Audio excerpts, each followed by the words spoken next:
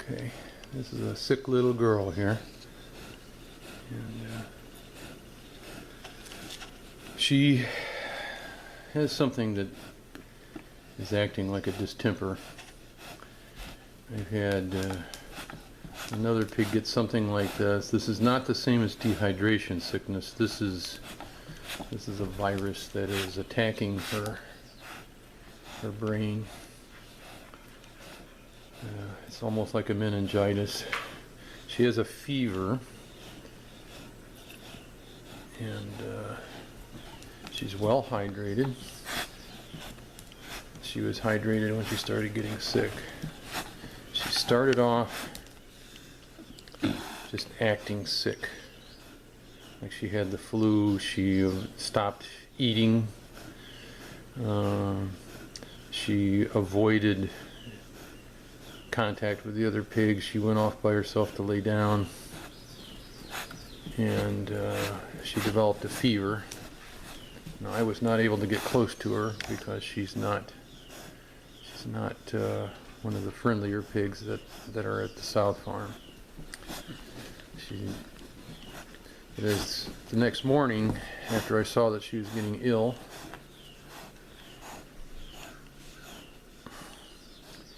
she was laying in place and kicking. She looked like she'd bruised her other eye. It's swollen shut, I think. This is her good eye. And when she is not convulsing, she is acting like she's trying to go to sleep, and she will sleep for a short while. But then the convulsions come back again. I don't know how she's going to survive the day, really. I gave her some Prevail, which is a flunnoxin meglumine that helps with the swelling in the brain. I gave her an antibiotic, Excenel, which is a third generation cephalosporin, just in case it is a meningitis, if there's a bacteria involved, and also to hold off secondary infections as well. And she'll lay like this for a while. She'll kind of rest. She almost has normal eyesight at this point. She'll blink. Sometimes it even seems like she's looking around. Sometimes it looks like she's smelling the air. And she'll rest for a little while, and then the convulsions start in again. And I was hydrating her by putting dextrose under a dextrose solution under her skin, but it seems to set off the convulsions. And so now I've got it so that I've got her on the couch, and I've got her head propped up, and when she goes into the convulsions, here she goes. You can see it, the eyes start rolling back, and they start rocking in the sockets like that, kind of rolling backwards. This is a seizure getting ready to happen.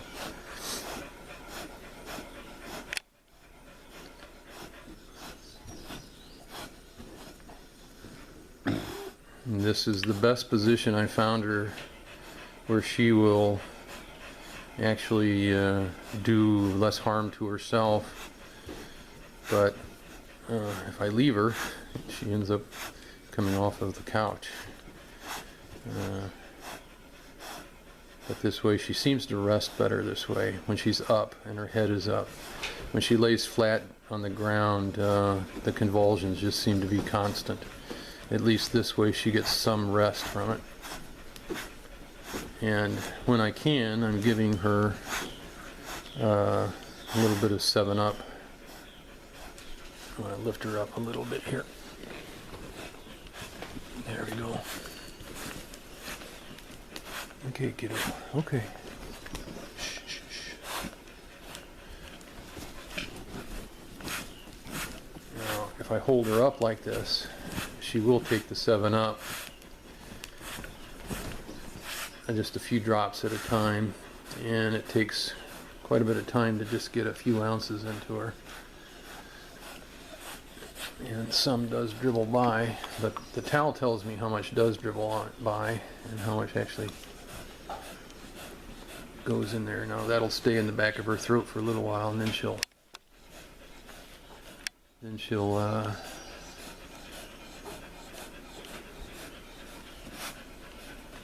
swallow it.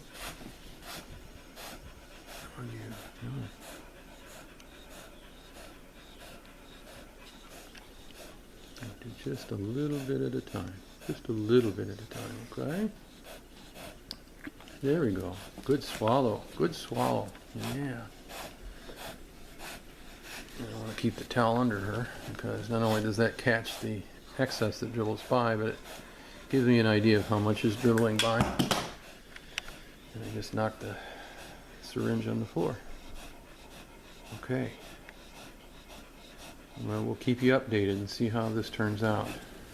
So far, it doesn't look good.